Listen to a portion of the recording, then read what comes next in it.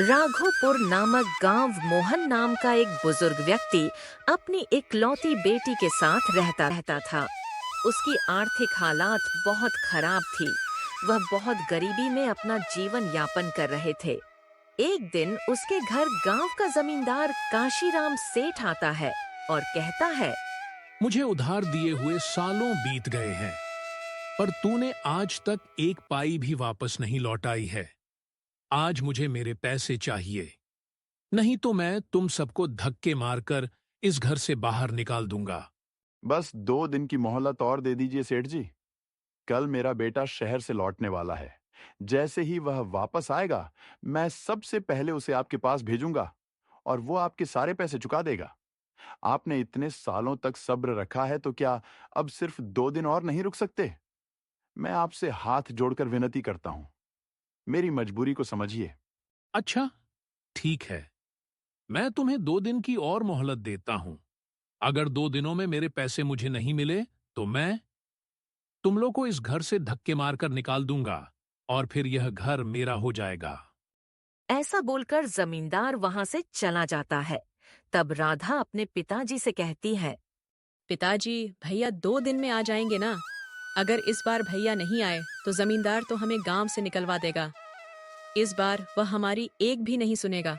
आज देखा नहीं आपने, वह कितना गुस्से में था। वह तो आज ही हमें निकाल देता। तुम फिक्र मत करो बेटी, रोहन ने कहा है वह जरूर आएगा और उसने पैसों का इंतजाम भी कर लिया है। उसके आते ही जमींदार के सारे पैसे लौटा दूंगा। फिर फिक्र करने की कोई बात नहीं।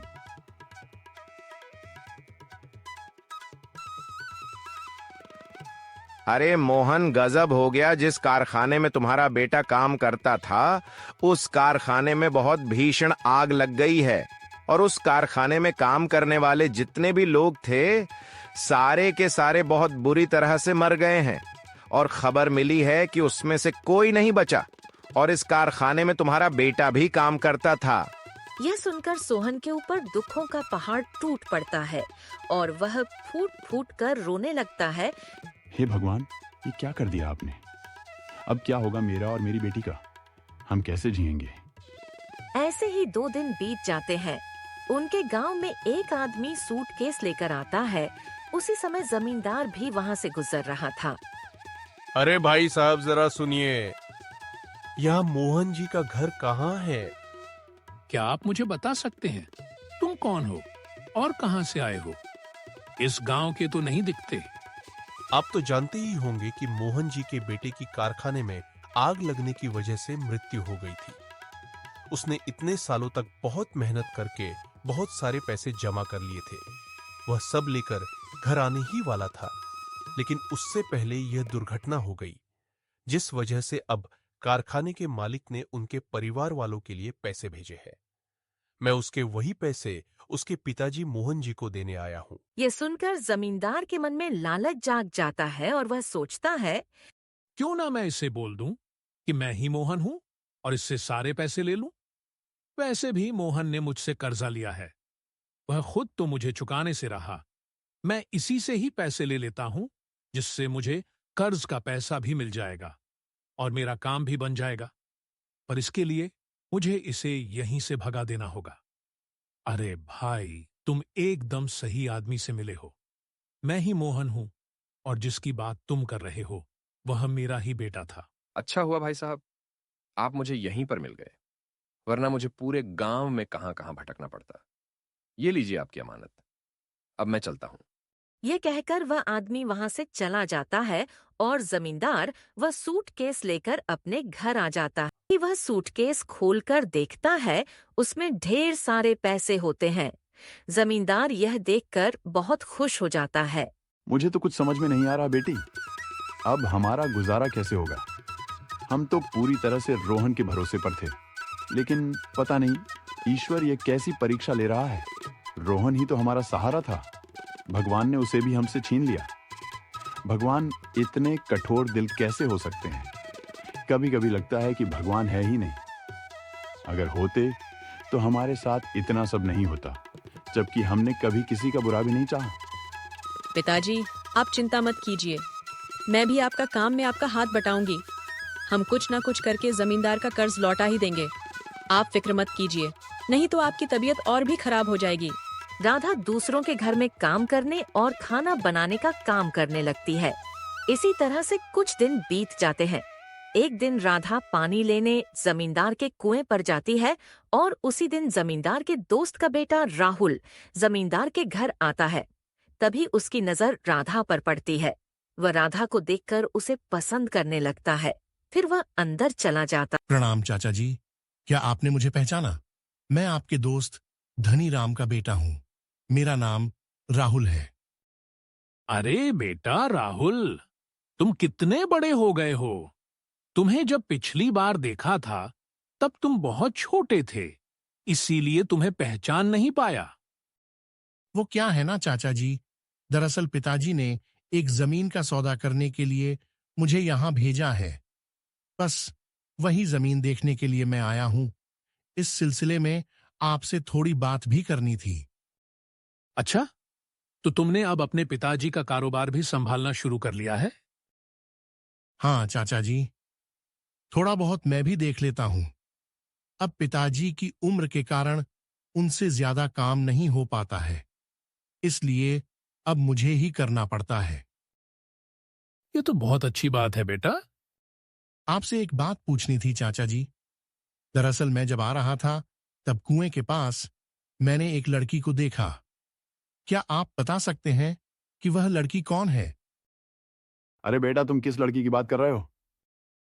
वो आपके घर के सामने जो कुआं है, उस कुएं पर मैंने एक लड़की को पानी भरते देखा। क्या आप बता सकते हैं वह कौन है? रुको राहुल बेटा, तुम चाय पियो, तब तक मैं देख कर आता हूं। जमींदार बाहर जाकर कुएं की ओर देखता है तो कुएं पर उसे खुद की ही बेटी कोमल दिखाई देती है। राधा वहां से जा चुकी होती है। अरे रोहन, बेटा, जिस लड़की के बारे में तुम पूछ रहे हो वह मेरी ही बेटी है। अच्छा अच्छा, ठीक है चाचा जी, मुझे लगा कौन है। जाने दीजिए, छोड़िए। आप बताइए, आप कैसे हैं? राहुल बात को पलट देता है, लेकिन जमींदार को इस बात पर शक हो जाता है। मुझे लगता है राहुल बाबू को मेरी बेटी पसंद आ गई है। ये तो बहुत अच्छी बात है।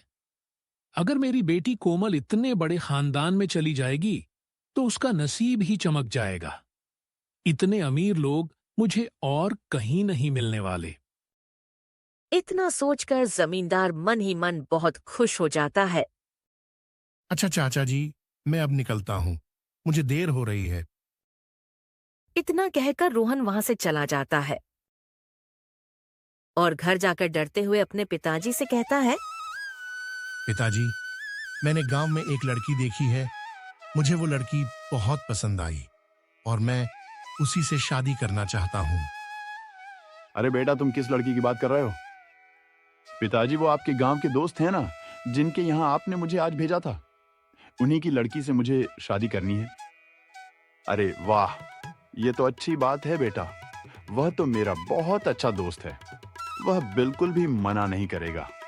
मैं कल ही उसके पास जाकर शादी की बात करता हूँ। वह भी यह सुनकर बहुत खुश होगा। दूसरे दिन रोहन के पिता और रोहन जमींदार के यहाँ आते हैं। अरे मेरे दोस्त धनीराम, बहुत दिनों बाद आज मिल रहा है। तू तो बहुत बड़ा आदमी हो गया है यार। याद है, हम दोनों ने साथ में ही कारोबार शुरू किया था। आज तू कहां से कहां पहुंच गया। आज तो तूने मुझे बहुत खुश कर दिया, जो अपने पूरे परिवार के साथ मेरे घर आ गया। तुझे देखकर बहुत खुश हूं। अरे यार, राहुल की वजह से हमें अभी आना ही पड़ा। दरअसल राहुल को तुम्हारी बेटी बहुत पसंद आ गई है और वह उससे शादी करना चाहता है। उसी की बात करने के लिए हम यहाँ आए हैं। हाँ हाँ धनीराम, ये तो बहुत अच्छी बात है। तुमने आज मेरा दिल ही खुश कर दिया। हमारी दोस्ती आज रिश्तेदारी में बदलने जा रही है। इससे ज्यादा खुशी की बात और मेरे लिए क्या हो सकती है। चलो अभी अपनी बेटी को बुलाओ। तभी जमींदार अपनी बेटी को आवाज लगता है और बोलता है, अरे बेटा कोमल, जरा यहाँ तो आना। जैसे ही राधा अंदर आती है, रोहन उसे देखकर दंग रह जाता है। और बोलता है, अरे चाचा जी, जिसे मैंने उस दिन देखा था, यह वह लड़की नहीं है, वह लड़की कोई और थी। ये आप क्या बोल रहे हो राहुल बाबू? आपने उस दिन जिसे देखा था, ये वही लड़की है। ठीक से देखिए, शायद आप भूल गए हो। ये वही लड़की है जो उस दिन कुएं के पास खड़ी थी। नहीं नहीं चाचा जी, मुझे अच्छी तरह से याद है, ये वो लड़की नहीं है। इतना सुनकर जमींदार सोच में पड़ जाता है। कहीं राहुल बाबू ने उस फटीचर सोहन की लड़की राधा को तो नहीं देख लिया? उस दिन वहीं थोड़ी देर पहले वहां पानी भरने आई थी और शायद राहुल बाबू उसी की बात कर रहे हैं। नहीं नहीं, मैं ऐसा बिल्कुल नहीं होने दूंगा। मुझे कुछ भी करके मोहन और उसकी बेटी को इस गांव से भगाना ही होगा, इससे पहले कि राहुल बाबू उसे गांव में जाकर ढूंढ लें। ठीक है राहुल बेटा, अगर ऐसी बात है तो मैं खुद उस लड़की को आपके लिए ढूंढ कर लाऊंगा। आप चिंता मत कीजिए। राहुल, ये तुम कैसी बातें कर रहे हो? हम तो तुम्हारे कहने पर ही यहां आए थे। तुमने ही कहा था कि तुम्हें इनकी बेटी पसंद है, और सच कहूं तो मुझे भी कोमल बहुत पसंद आई है। अब तुम किस लड़की की बात कर रहे हो, ये समझ में नहीं आ रहा। हमें तो यही लड़की ठीक लगी है, और मेरी तो यही ख्वाहिश है कि तुम्हारा रिश्ता मेरे दोस्त के घर में ही हो। कोमल में कौन सी कमी है? बहुत समझदार, संस्कारी और अच्छी लड़की है बेटा। पर पिताजी, मुझे तो उसी लड़की से शादी करनी है जिसे मैंने उस दिन कुएं के पास देखा था। चलो दोस्त, फिर अब हम चलते हैं। तुम्हें हमने तकलीफ दी, उसके लिए हमें माफ कर देना। नहीं काशीराम, इसमें तकलीफ कैसी? शायद मुझे ही सुनने या समझने में गलती हो गई होगी, पर मैं कोशिश करूंगा कि उस लड़की को जल्द से जल्द ढूंढ लूं। फिर दौलतराम और रोहन अपने घर चले जाते हैं और घर पहुंचकर दौलतराम रोहन से बोलता है, अरे राहुल, तुमने इतनी बड़ी गलती कैसे कर दी? पता नहीं मेरे दोस्त को कितना बुरा लगा होगा। पर पिताजी, मैंने जिस लड़की को देखा था, वह आपके दोस्त की बेटी नहीं थी, वह कोई और थी। और पिताजी, मैं ऐसे ही किसी भी लड़की से शादी नहीं कर सकता। मैं उस लड़की से ही शादी करना चाहता हूं जिसे मैंने उस दिन देखा था। पर राहुल, बात यह नहीं है। बात तो यह हो रही है कि मेरे दोस्त का तुमने अपमान किया है, और तुम कहां किसी लड़की की बात कर रहे हो। तुम्हें इससे अच्छी लड़की और कहीं नहीं मिलेगी। तुम्हें इसी से शादी करनी होगी। नहीं पिताजी, मैं कोमल से शादी नहीं करूंगा। पर तुम जिस लड़की की बात कर रहे हो, उसका कोई अता पता भी नहीं है। कहां ढूंढोगे तुम उसे? पिताजी, मैं कुछ भी करके उसे ढूंढ लूंगा, बस मुझे थोड़ा सा समय दे दीजिए। ठीक है, अगर तुम्हारी यही इच्छा है तो मैं तुम्हें 1 हफ्ते का समय देता हूं। अगर 1 हफ्ते में तुमने उस लड़की को ढूंढ लिया तो ठीक है, वरना तुम्हें कोमल से ही शादी करनी होगी। हाँ पिताजी, आप जैसा ठीक समझे। राहुल को पूरे गांव में वही फटीचर मोहन की बेटी ही मिली। मैं यह शादी कभी नहीं होने दूंगा। कहां मेरी बेटी और कहां वो भिखारी की लड़की राधा? उन्होंने मेरी बेटी को ठुकरा दिया। मैं उन्हें मजबूर कर दूंगा उसी से शादी करने को। राहुल के वापस आने से पहले मैं मोहन को गांव से बाहर फेंकवा दूंगा।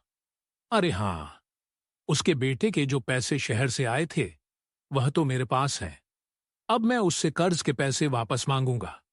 ना चुका पाए तो उसका घर भी हड़प लूंगा और उसे भगा दूंगा। फिर देखता हूं कौन बनती है बहू। मेरी बेटी ही बनेगी। जमींदार मोहन के घर जाता है और बोलता है, मोहन, तुम मेरे अच्छा होने का फायदा उठा रहे हो।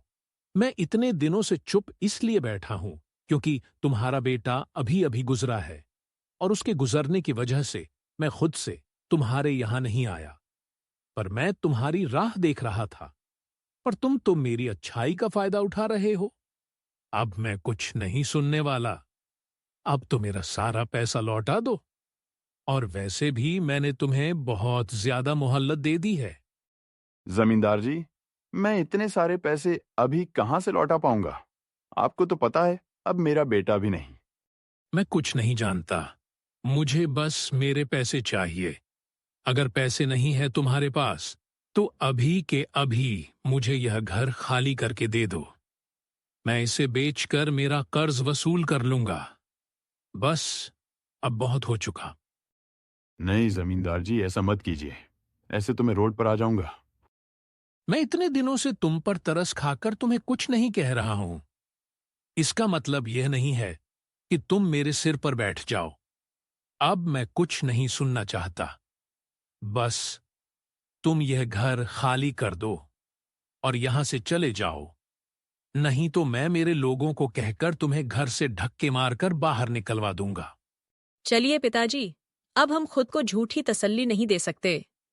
हम यूं लकड़ियां बेचकर और दूसरों के घरों में काम करके जमींदार के पैसे नहीं लौट पाएंगे। हमें यह घर छोड़कर जाना ही होगा। इतना कहकर राधा अपने पिताजी को लेकर घर से बाहर चली जाती है और दूर जंगल में जाकर एक छोटी सी झोपड़ी बनाकर उसमें रहने लगती है।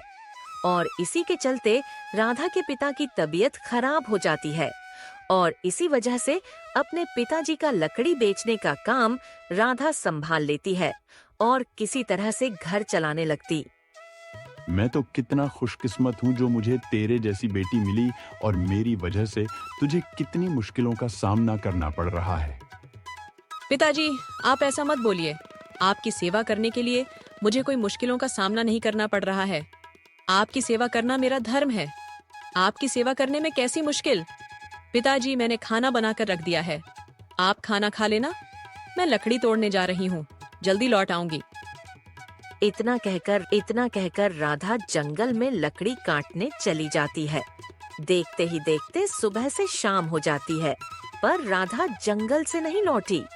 इसी वजह से मोहन बहुत परेशान हो जाता है। राधा को अभी तक आ जाना चाहिए था, पर वह अभी तक नहीं आई। कहीं वह किसी मुसीबत में तो नहीं फंस गई। मुझे अपनी बच्ची को जाकर ढूंढना चाहिए। मैं घर पर ऐसे हाथ पर हाथ रखकर नहीं बैठ सकता। इतना कहकर मोहन राधा को ढूंढने के लिए जंगल की ओर निकल पड़ता है, लेकिन रास्ते में मोहन की तबीयत बहुत खराब हो जाती है और वह चक्कर खाकर नीचे गिर जाता है और यहाँ राधा घर पहुँच जाती है। तभी राहुल राधा को ढूंढते ढूंढते वहाँ पहुँचता है। वह देखता है कि एक बूढ़ा आदमी जमीन पर बेहोश पड़ा है। वह मोहन के पास जाता है और बोलता है, बाबा आप ठीक तो हो ना? इतना कहकर वह मोहन को उठाता है और किसी तरह उठाकर एक पेड़ के नीचे बिठा देता है और बोलता है, अरे बाबा, आप इस जंगल में क्या कर रहे हैं? आपकी तबीयत भी बहुत खराब लग रही है। अरे बेटा, क्या बताऊं? मैं अपनी बेटी राधा को ढूंढने के लिए जंगल में आया था। वह लकड़ियां तोड़ने गई थी, पर अब तक घर नहीं लौटी। पता नहीं कैसे मुझे चक्कर आ गया। कोई बात नहीं बाबा, बस आप मुझे आपके घर का पता बताइए, मैं आपको आपके घर छोड़ देता हूँ। तभी राहुल मोहन को लेकर उनके घर जाता है और जैसे ही राहुल की नजर मीरा पर पड़ती है, वह हैरान हो जाता है और बहुत खुश भी हो जाता है। पिताजी, आप ठीक तो हो ना? बेटा, मैं तो ठीक हूँ। तुम्हें ढूंढने बाहर गया था। पता नहीं कैसे मुझे चक्कर आ गए थे और मैं बीच राह पर गिर गया था। तभी इन्होंने मेरी मदद की और मुझे घर तक लेकर आए। अगर यह वहां नहीं होते तो पता नहीं मेरा क्या होता। आपका बहुत बहुत शुक्रिया। आपने मेरे पिताजी की मदद की। मैं हमेशा आपकी शुक्रगुजार रहूंगी। बाबा, आप गांव के बाहर ऐसे जंगल में इस छोटी सी झोपड़ी में क्यों रह रहे हैं? तब मोहन अपनी सारी बीती बात बताता है और जमींदार की सारी करतूत भी और अपने बेटे के बारे में भी बताता है कि कैसे उसने उसको एक कारखाने की आग में खो दिया। यह सुनकर राहुल बोलता है, बाबा, वह कारखाना हमारा ही था। मैं ही उस कारखाने का मालिक हूँ। दरअसल तकनीकी खराबी की वजह से वह आग लगी थी। उसमें काफी लोग मारे भी गए थे, लेकिन मैंने मुआवजे के तौर पर सभी परिवारों को 1 लाख रुपए भिजवाए थे। पर बेटा, यहाँ तो कोई भी नहीं आया।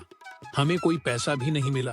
अगर मिल जाते तो तुम ही सोचो, हम यहाँ जंगल में ही क्यों होते। ये सुनकर राहुल को धक्का सा लग जाता है। राहुल बोलता है, बाबा आप बिल्कुल फिक्र मत कीजिए, मुझे 2 दिन का वक्त दीजिए। मैं इस बात का पता लगाकर आपको आपके पैसे दिलवाकर रहूंगा। दूसरे दिन राहुल अपने आदमी को लेकर मोहन के घर आता है और पूछता है, पर वह आदमी साफ इनकार कर देता है और बोलता है, नहीं साहब, मैंने वह पैसे इनको नहीं दिए। मैंने वह पैसे मोहन नाम के एक आदमी को दिए हैं। उसने ही कहा था कि उसका नाम मोहन है और वह रूपेश का पिता है, और मैंने वह सूटकेस उनको दे दिया था और मैं फिर वहां से चला आया। मुझे नहीं पता था कि वह मुझसे झूठ बोल रहा है। मुझे माफ कर दीजिए, मुझसे बहुत बड़ी गलती हो गई। क्या तुम मुझे बता सकते हो कि वह आदमी कौन है जिसको तुमने पैसे दिए हैं? हाँ साहब, मैं अगर उसे देख लूं तो मैं उसको पहचान जाऊंगा। मैं तुम्हें 2 घंटे का वक्त देता हूँ।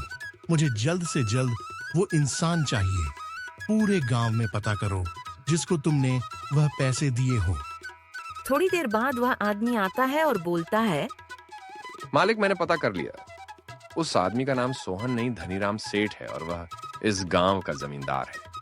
उसी ने मुझसे झूठ कहा था कि वह सोहन है। इतना बड़ा धोखा मैं सोच भी नहीं सकता कि जमींदार इतना गिर सकता है। उसने मेरे बेटे के सारे पैसे खुद रख लिए और ऊपर से हमें घर से भी निकाल दिया। बाबा आप फिक्र मत करिए, मैं सब ठीक कर दूंगा। राहुल मन ही मन सोचता है, अच्छा तो यह बात है, अब मुझे पूरी बात समझ में आ गई। अपनी बेटी की शादी मुझसे करवाने के लिए उन्होंने जानबूझकर राधा और उसके पिताजी को गांव से बाहर निकाल दिया ताकि मैं उसे कभी ढूंढ ना सकूं और मेरी शादी उसकी लड़की कोमल से हो जाए। अच्छा तो अब मैं देखता हूं इसे कैसे सबक सिखाना है। फिर राहुल अपने आदमी को लेकर जमींदार के घर जाता है। जैसे ही जमींदार उस आदमी को देखता है, वह हक्का बक्का रह जाता है। तभी वह आदमी बोलता है, साहब, यही है जिसने मुझे कहा था कि वह मोहन है। मैंने इसी को पैसे दिए। यह सुन जमींदार के पसीने छूट जाते हैं। वह रोहन के सामने बहुत शर्मिंदा हो जाता है। चाचा जी, यह सब आपने किया है, मुझे तो यकीन नहीं होता। आपने एक गरीब आदमी के हक का पैसा उससे छीन लिया। आपको पता है रुपेश के पिताजी को कितनी तकलीफ झेलनी पड़ रही है। और इतना ही नहीं, आपने उनसे पैसे लेकर भी उन्हें इस गांव से बाहर निकाल दिया। आपने तो इससे सारे पैसे ले लिए थे, फिर आपने ऐसा क्यों किया? जवाब दीजिए। राहुल, बेटा मुझे माफ कर दो, मुझसे गलती हो गई। मैं पैसों के लालच में आ गया था और अपनी बेटी के मोह में अंधा हो गया था। इसीलिए मैंने ऐसा किया। जब तुमने लड़की के बारे में बताया, तभी मैं पहचान गया था कि वह लड़की कोई और नहीं, राधा ही थी। इसलिए मैंने यह चाल चली और राधा और उसके पिताजी को इस गांव से निकलवा दिया ताकि तुम्हें वह लड़की नहीं मिले और मजबूरन तुम्हें मेरी बेटी से शादी करनी पड़े। मुझे माफ कर दो बेटा, मैं बहक गया था। तभी काशीराम भी वहां पर आ जाता है। उसे भी यह सारी घटना पता चल जाती है और वह भी जमींदार को बहुत खरी खोटी सी सुनाते हैं। और फिर राहुल और उसके पिताजी मीरा के घर जाते हैं और सारे पैसे उसके पिताजी को देते हैं और उसके पिताजी से राधा का हाथ भी मांगते हैं। राहुल को उसका प्यार मिल जाता है और वह खुशी खुशी रहने लगते हैं। तो दोस्तों, कैसी लगी आपको यह कहानी? कमेंट बॉक्स में जरूर बताना। और हाँ, हमारे चैनल आर के ठूंस को सब्सक्राइब जरूर करें।